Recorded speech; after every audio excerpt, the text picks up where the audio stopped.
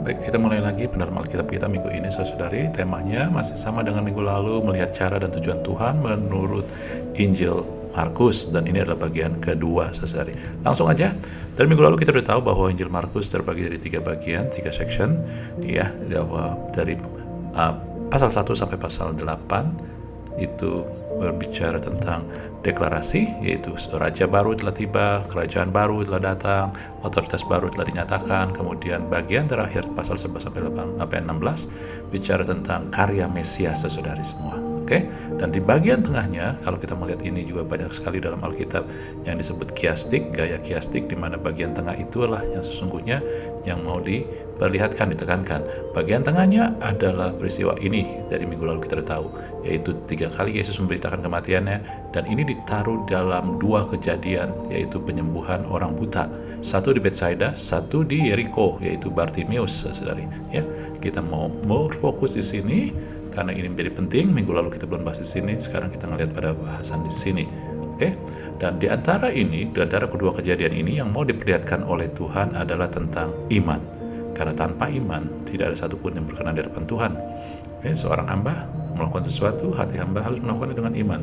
Ya, kita pun anak raja kita adalah raja iman. Oke, sesuatu itu iman. Nah, kita lihat aja ke peristiwa di Betsaida, yaitu dari Markus 8 ayat 26, saudara. Kejadiannya adalah begini. Kemudian tibalah Yesus dan murid-muridnya di Betsaida. Di situ orang membawa kepada Yesus orang buta dan memohon kepadanya untuk menjamah dia. Saudara-saudari, kita akan baca sekaligus, tetapi poin-poinnya yang mau dibahas. Ya, saudara, kadang kita dalam membaca firman Tuhan, kita harus mendalami keadaannya saat itu. Untuk mendalami keadaan saat itu, kadang kita menghubungkan dengan ayat yang lain, dan juga kadang kita harus juga menggali dengan terjemahan-terjemahan yang lain juga, saudara-saudari. Karena banyak sekali kita memiliki masalah dengan yang disebut lost in translation. Jadi pengertian yang tidak tepat karena masalah daripada terjemahan ini, ya. Oke, kita mulai aja. Nah, Betsaida, apa yang kita ketahui tentang Betsaida? Kita ketahui dari kitab Matius bahwa Yesus berkata dalam Matius 11, celakalah engkau Korazim, celakalah engkau Betsaida. Jadi Betsaida, kenapa terjadi Betsaida? Karena di situ banyak mujizat, tetapi tidak ada orang mau percaya pada Tuhan Yesus, nggak mau bertobat, saudari, nggak mau percaya pada Tuhan. Oke, ya. Jadi kita tahu bahwa Betsaida bukanlah suatu kota yang orang-orang yang mau percaya sama Tuhan, tapi justru enggak. Oleh sebab itu, ketika orang-orang pada membawa ke situ orang-orang banyak membawa Yesus, orang buta, mereka orang banyak memohon. Apakah Anda pikir mereka memohon dalam arti mereka mau menghargai Tuhan ataupun mau percaya sama Tuhan? Sedangkan Yesus sendiri sudah mengatakan Betsaida celaka karena mereka nggak mau bertobat. Tentu tidak. Dalam terjemahan bahasa Indonesia sehari-hari, ini disebutkan mereka minta, saudara, bukan memohon. Ya, jadi kalau memohon kepada orang yang lebih mulia, yang lebih tinggi, tapi enggak, ini minta. Ya, jadi Anda tahu karena mereka orang-orang yang bukan mau percaya. Dan ini sama sebelumnya dalam Markus 8 ayat sebelumnya, Yesus itu kecewa sekali dengan orang-orang Farisi karena mereka minta. Apa yang mereka minta? Mereka minta tanda. Ini pun sama, orang Betsaida meminta tanda sekedar hanya untuk seperti mengolok-olok, saudara-saudari, gitu ya. Nih, kamu kalau bisa bikin mujizat, coba, gitu, kira-kira kayak gitu. Dan Tuhan nggak mau, Tuhan tidak akan meladeni orang-orang yang hanya sekedar mau seperti kompetisi ataupun kasih unjuk dong, gitu. Nggak mau, ya. Tuhan bukan mau menunjukkan sesuatu, Tuhan mau menyelamatkan orang, ya. Jadi ketika orang Farisi minta tanda dari surga, ya, Tuhan sekali-sekali nggak akan berikan tanda itu. Amin, ya. Jadi Anda melihat keadaan itu. Jadi mereka membawa sesuatu, orang ini bukan karena mau percaya. Makanya bagaimana lagi yang menegaskan lagi adalah, oleh sebab itu ketika Yesus mau menyembuhkan orang itu, dia bawa dia keluar kampung orang tersebut. Dan ketika orang itu sembuh, Yesus melarang orang itu masuk kampung. Kenapa? Karena Tuhan gak bekerja di tempat di mana ketidakpercayaan itu hadir. Tuhan hanya merespon orang yang percaya. Hanya merespon daerah ataupun area di mana orang mau percaya. walaupun kepercayaan itu dikit, dia tetap respon, saudari. Yang kedua, ketika kesembuhan itu terjadi, dan kalau orang itu masuk ke kampung lagi, kampung Betsaida, sedangkan tadi sudah dikatakan, tadi ini kita melihat ya, ketika makin banyak mujizat, tetapi orang makin gak percaya, mereka akan semakin celaka. Mereka akan semakin dihakimi karena tanda-tanda ataupun bukti-bukti sudah banyak, tapi kamu gak mau percaya. Makanya Tuhan gak mau mereka itu, Tuhan mau supaya orang jangan masuk. Biar mereka tidak bukti-bukti, kalau bukti semakin banyak mereka akan semakin celaka, kira-kira kayak begitu, saudara-saudari ya. Logikanya gitu ya. Lalu apa yang terjadi ketika Yesus bawa orang keluar itu ke kampung ya? Yesus ini tadi ya, Yesus memegang tangan orang buta itu. Saudara, hal yang pertama itu Yesus lakukan bukan menumpangkan tangan atas mata orang yang buta itu, tetapi memegang tangan orang buta itu. Coba saudara bayangkan sendiri ya, ketika Yesus memegang tangan lalu dia bawa orang itu keluar kampung. Dan namanya luar kampung mungkin zaman dulu, di dalam ya, zaman dulu jalanan kurang bagus dan juga bukan yang mulus, pasti memerlukan waktu cukup gitu. Apalagi kalau waktunya hanya sebentar, banyak yang ngikutin, tapi Tuhan gak mau orang-orang mengikuti dia mau supaya orang itu gak perlu lihat karena mereka gak percaya, jadi cukup jauh lah ya, kita taruh 30 menit. Dan saya percaya dalam 30 menit itu ketika Yesus memegang tangan orang tersebut ya, jadi Anda tahu, jadi sentuhan Tuhan pertama bukan pada matanya tapi pada tangannya. Kenapa? Saudara-saudara, ketika Tuhan Yesus memegang sentuhan itu, pasti Anda bayangkan sendiri bagaimana sentuhan kasih ini. Lalu kemudian Yesus adalah Raja. Kemarin kita sudah belajar minggu lalu bahwa Raja dalam kerajaan Allah selalu mengajar. Pasti Yesus ngomong sama orang tersebut sambil dia pegang, dia sambil bicara. Apa yang dia bicarakan? Pasti dia bicarakan tentang kasih Allah, tentang kepedulian bahwa dia berharga orang tersebut, bahwa dia diterima, bahwa tenang aja. Karena orang buta saat itu, saudara-saudari, sudah dikendalikan oleh orang lain, artinya dia gak berharga, gak bisa menentukan hak kemauannya sendiri, makanya dialah dibawa. Tapi dibawa ini untuk suatu olok-olok, bukan suatu untuk ditolong, saudara. Ya, nah, ini keadaannya.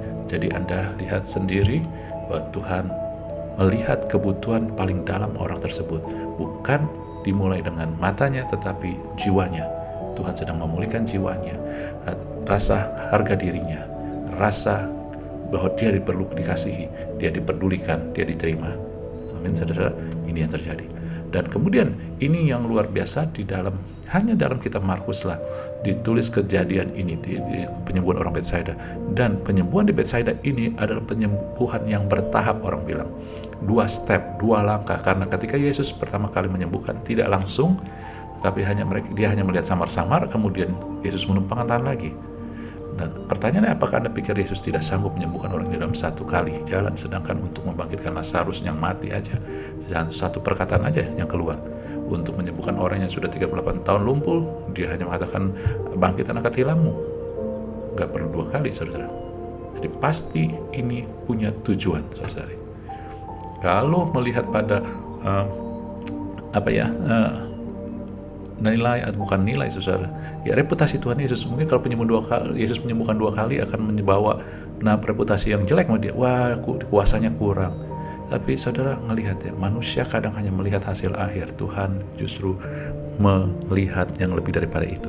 Tuhan gak pedulikan tentang reputasi, karena dia mempedulikan Anda dan saya. Dia mempedulikan kebutuhan orang tersebut, saudara-saudari. Kita hanya melihat tentang kesembuhan, mujizat, tapi Tuhan melihat sesuatu lagi yang diperlukan orang tersebut. Makanya disinilah satu-satunya mujizat yang Tuhan bertanya, sudahkah kau lihat sesuatu? Artinya apa? Tuhan tahu apa yang sedang terjadi ini. Orang itu bilang, enggak, aku hanya baru melihat orang tapi samar-samar. Mereka berjalan-jalan tapi nampaknya seperti pohon. Jadi arti samar-samar, saudari. Apa yang sedang terjadi di sini, saudari? Anda melihat bahwa Tuhan sedang membangkitkan iman orang tersebut, saudara-saudari. Ketika dia datang, dia dibawa oleh orang. Dia nggak punya tahu apa, dia nggak berharap, dia nggak punya harga diri. Tapi ketika Tuhan sentuh tangannya, Tuhan jalan sama dia dan bawa, maka dia mulai harga diri dia bertumbuh. Amin, saudara. Lalu kemudian yang terjadi adalah Yesus mulai doakan, ya. Kenapa dia meludahi matanya, saya nggak ngerti. Kita nggak usah tahu kenapa. Nggak semua harus Tuhan kasih tahu, ya. Tuhan punya begitu banyak macam cara. Tetapi intinya ketika Yesus tanya, apa yang kau lihat sesuatu, orang itu mulailah timbul. Ketika dia mulai ngerasa, saya bisa ngeliat sesuatu nih. pasti imannya mulai timbul. Benar nggak? Inilah membangun iman percaya kita. Dari tanggapan kasih, ya, ini bicara tentang Tuhan rindu menyentuh hati kita. Tuhan rindu untuk berbicara secara pribadi kepada kita. Lalu kemudian dari sinilah hubungan pribadi inilah akhirnya kita semakin bertumbuh. Ya, pengenalan kita akan Tuhan, percaya kita akan Tuhan, iman kita. Dan ketika Yesus mengatakan menyembuhkan dengan 2 langkah, 2 step, artinya nggak langsung. Buat sebagian orang reputasi Tuhan bisa jatuh, tetapi buat Tuhan nggak peduli karena tujuan Tuhan adalah bukan hanya yang dilihat manusia, tetapi yang di dalam. Kenapa? Dia sedang membangun iman orang tersebut. Ketika dia mulai melihat orang tersebut mulai tumbuh, maka yang kedua kali dia berdoa dengan iman Yesus dan iman orang tersebut yang sudah mulai tumbuh, maka tiba-tiba mujizat terjadi. Saudara-saudari, Tuhan memberikan melampaui daripada apa yang kita butuhkan. Anda coba pikirkan, kalau Yesus bisa menyembuhkan orang ini langsung aja, ketika dia tempangin tangan, orang itu sembuh, maka orang itu akan melihat Yesus itu penyembuh, Yesus itu sumber jawaban. Ya. Lalu kemudian dalam kehidupan dia kemudian, ya, sesudah dia sembuh, apakah dia nggak akan temuin masalah lagi? Akan temuin masalah tentu. Lalu dia butuh mujizat lagi, dia cari Yesus, dan Yesusnya udah nggak ada di Betsaida. Ya, saat itu udah nggak ada Betsaida. Lalu apa yang terjadi? Dia akan stres, dia akan kewalahan dan merasa hidupnya di bawah lagi. Karena dia pikir hanya Yesus, bukan hanya Yesus, harus ada Yesus di situ. Tapi ketika dia bangkit imannya, dia punya iman sekarang, lalu kemudian dia hidup dengan mata yang sudah sembuh, kemudian akan datang lagi masalah karena kita masih tinggal di dunia, tapi dia punya iman. Yesus dia nggak lihat saat itu karena sudah ada di tempat lain, Yesus waktu Yesus di muka bumi ini, tetapi dia tetap punya iman. Dia percaya Allah mengasihi dia, Allah menerima dia, Allah menyediakan kuasa dan mujizat buat dia, maka dia akan tetap kuat. Dan inilah yang dikatakan dalam 1 Yohanes, apakah yang bisa mengalahkan dunia ini? Iman kepada Yesus. Saudara, Tuhan bukan hanya sekedar mau memberikan Anda mujizat, tetapi Tuhan mau membangkitkan, membangun iman orang percaya, membangun iman orang anak-anak Tuhan, saudara-saudari. Sebab itu jangan hanya melihat mujizat itu tujuan, mujizat hanya alat. Amin. Tapi tujuannya adalah iman, sebab tanpa iman tidak ada satu orang pun yang berkenan di hadapan Tuhan. Amin. Ya, jadi saudara, ini dia. Jadi Anda melihat Tuhan selalu menuntun kita di jalan di mana iman itu bertumbuh. Ya. Nah, jadi bukan hanya sekedar mujizat itu hanya alat. Sekarang yang kedua, tadi dikurung dari penyembuhan orang buta, satu di Betsaida, satu di Yeriko, Bartimeus dalam Markus 10. Setelah kita baca peristiwanya dalam Markus 10, 46-48, Yesus tiba di Yeriko. Ketika keluar dari Yeriko bersama para muridnya, ada seorang pengemis bernama Bartimeus. Anak Timeus duduk di pinggir jalan. Saudara-saudari, sebenarnya namanya bukan Bartimeus. Bar itu artinya anak, Timeus itu bapaknya. Jadi anak Timeus. Jadi harusnya terjemahannya disebut Bartimeus, dipanggil Bartimeus karena dia anak Timeus. Saudara, zaman itu, saat itu seorang buta pengemis tidak ada harganya, tidak perlu diketahui namanya, makanya nggak dipanggil nama yang nggak diketahui namanya. Kalau Anda baca Injil, Alkitab, ya, orang-orang buta nggak disebut namanya, saudara, ya, karena mereka dianggap nggak berharga, tidak berarti. Demikian juga Bartimeus. Ya, dia disebut Bartimeus karena bapaknya Timeus, tapi nama dia kita nggak tahu. Ya. Lalu jika Anda ngelihat kenapa sih terjadi di Yeriko, tentu Tuhan punya tujuannya. Saudara, kalau Anda tahu Yeriko adalah kota pertama yang diduduki oleh bangsa Israel ketika masuk tanah perjanjian, ketika mereka mengalami peristiwa pertama kemenangan, yaitu dari penggenapan janji Tuhan untuk mereka memiliki tanah perjanjian, adalah Yeriko yang diruntuhkan. Ketika Yosua memimpin orang Israel masuk ke Yeriko, saudara, sukacita luar biasa. Tapi saat itu ketika Yesus masuk dan keluar dari Yeriko adalah suatu tempat di mana banyak penduduknya itu orang-orang terbuang. Yeriko, kalau Anda baca dalam Matius, Lukas, itu disebut banyak sekali orang-orang pengemis, saudara-saudari. Bahkan dalam Yohanes ketika Yesus bertemu dengan Sakeus, itu dalam perjalanan ke Yeriko. Ya. Anda lihat, Yeriko berhubungan dengan orang-orang yang terbuang. Dan mungkin ini juga yang terjadi dengan Bartimeus. Dulu dia mengalami begitu banyak janji Tuhan, makanya dia kenal. Dia sebut Yesus anak Daud. Karena penyebutan ini adalah orang yang ngerti tentang janji Allah. Jadi mungkin kita juga sama. Kita pernah mengalami janji Tuhan luar biasa, tapi saat ini kita sepertinya terbuang. Saat ini kita sepertinya sedang dalam posisi yang terperosok, posisi yang juga ada di bawah, saudara-saudari. Tapi Tuhan tidak pernah gagal. Tuhan selalu memperhatikan kita. Amin. Ya, yuk kita ngelihat apalagi yang terjadi di sini. Jadi Yeriko ini mungkin keadaan yang tidak benar, keadaan orang percaya. Yeriko tadi, kalau tadi dalam kita di Betsaida, orang buta itu tidak kenal Tuhan, tapi di sini Bartimius kenal. Dia mengalami perjanjian dengan Tuhan, makanya dia tahu Yesus anak Daud, saudara. Nah, ketika dia berseru, Yesus anak Daud, kasihanilah aku, saudara, ini adalah seruan orang yang kenal Tuhan. Karena penyebutan anak Daud, Yesus anak Daud, ini adalah sebutan buat orang Yahudi untuk Mesias. Karena Mesias akan datang dari keturunan Daud, maka disebut anak Daud. Ketika dia menyebut Yesus anak Daud, ini adalah orang yang kenal Tuhan. Ini seruan untuk Mesias. Mesias adalah penyelamat, pembebas. Sehingga ketika orang buta ini, Bartimius, yang disebut Bartimius ini, berseru Yesus anak Daud, kasihanilah aku, dia tidak berseru untuk sembuhkan aku, celikan mataku, enggak. Kasihanilah aku. Dengan kata lain dia sedang berseru, Yesus anak Daud, Mesias, gitu, ya. Pulihkan hidupku, kasihanilah hidupku, pulihkan hidupku. Dia bukan bicara tentang hanya matanya. Banyak dari kita hanya berfokus pada masalahnya. Kita pikir itu masalah kita. Ketika kita sakit, kita minta Tuhan, sembuhkan aku. Ketika kita kekurangan biaya, kekurangan dalam hidup, kekurangan, kita Tuhan berikan aku kelimpahan. Saudara, kadang yang harus dipulihkan bukannya hanya kesembuhan fisik ataupun juga finansial, tetapi seluruh hidup kita. Kadang-kadang orang sudah disembuhkan, ketika dia sembuh sehat malah dia melakukan yang gak benar. Ketika dia diberikan kelimpahan malah dia menjadikan gak benar. Terus yang kita harus minta adalah sembuhkan, pulihkan hidupku. Tuhan merespon orang yang berseru untuk berharap hidupnya dipulihkan seluruhnya, bukan hanya satu bagian, bukan hanya matanya, tetapi seluruh hidupnya, saudara-saudari. Ya, jadi perumpamaan tentang orang mati, bukan kesembuhan yang orang buta ini juga memperlihatkan bagaimana mata ini jendela hati. Arti kehidupan kita datang dari mata. Harusnya kita minta pemulihan atas seluruh hidup kita, saudara-saudari, bukan hanya satu bagian. Oleh sebab itu kita harus bersekutu dengan Tuhan, apa yang harus dipulihkan, apa yang terjadi dengan hidupku. Kadang kita punya masalah dengan kekecewaan, luka batin, kita punya masalah dengan keserakahan, saudara, itu yang harus dipulihkan. Tuhan melihat bagian terdalam, bukan hanya di luar saja, saudara. Amin. Dan apa yang terjadi ketika itu Bartimius berseru ini, saudara, dia berseru dengan benar, Yesus suruh panggil. Mereka panggil, Yesus tanya, apa yang kau kehendaki supaya aku perbuat bagimu? Orang buta itu berkata, Rabuni, supaya aku dapat melihat. Saudara-saudari, orang yang berharap hidupnya dipulihkan, maka Tuhan pulihkan. Bukan hanya yang kelihatan, bukan hanya di dalam, tapi juga di luar pasti. Yang artinya yang kelihatan pun pasti. Orang ini pun sebenarnya dia berseru, Bartimius berseru ke Tuhan supaya mengasihi dia, memberikan dia pemulihan hidupnya, tetapi Tuhan juga pulihkan fisiknya, kebutaannya. Ya. Lalu Yesus kata, imanmu. Iman apa? Iman ini adalah dia percaya Yesus anak Daud ini adalah Mesias, saudara.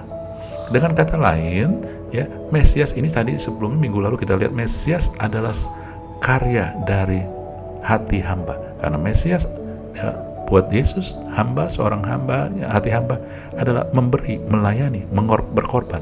Ketika dia berseru Yesus anak Daud, dia berseru Mesias. Dia sedang melihat pada karya Tuhan Yesus. Bartimius sedang melihat pada karya Tuhan Yesus, karya Yesus. Inilah iman, saudara. Semakin kita mengenal karya Tuhan Yesus, iman kita semakin bertumbuh. Ini, kita perlu mengenal apa yang Yesus lakukan di muka bumi, di atas kayu salib, dan juga ketika dia bangkit dan dia naik ke surga. Maka iman kita akan semakin tumbuh. Amin.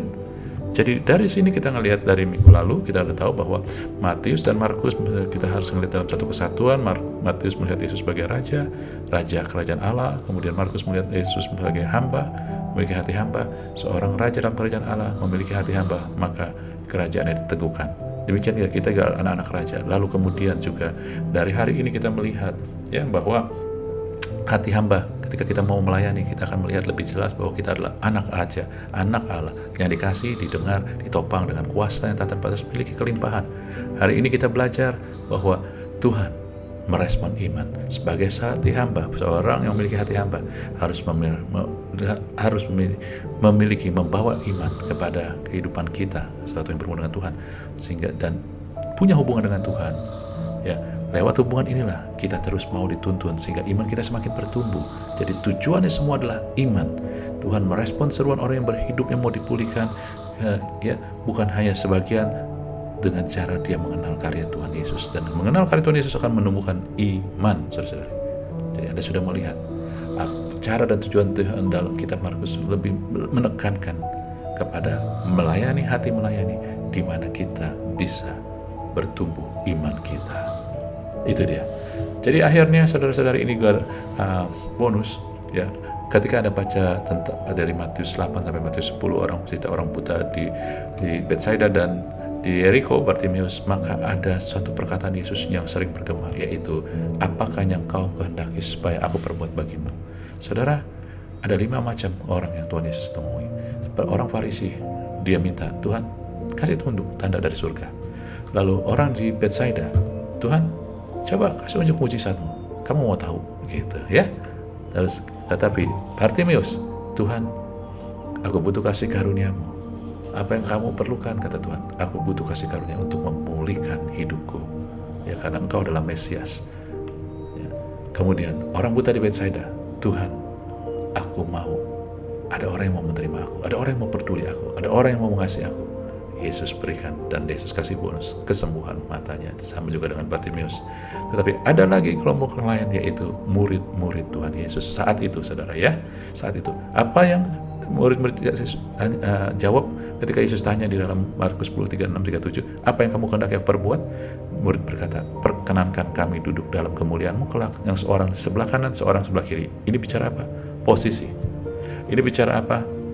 Kepemilikan. Semakin tinggi posisinya, makin banyak memiliki. Murid-murid saat itu, sesudah Yesus mati dan bangkit, baru murid-muridnya baru melihat, dia berubah. Jadi saat itu. Nah sekarang pertanyaannya, Anda dan saya, coba ketika Yesus tanya kepada Anda dan saya hari ini, apa yang kau kehendaki supaya aku perbuat bagimu? Apa jawaban Anda dan saya? Apakah Anda hanya sekedar, oh Tuhan, aku mau banyak harta, aku mau ini dan itu yang supaya kelihatannya di dunia hebat dengan katakan posisi? Atau Anda hanya mau lihat, Tuhan, perlihat mujizat di mana-mana? Saudara, mujizat adalah alat, bukan tujuan. Mujizat harus menjadi alat supaya iman kita bertumbuh.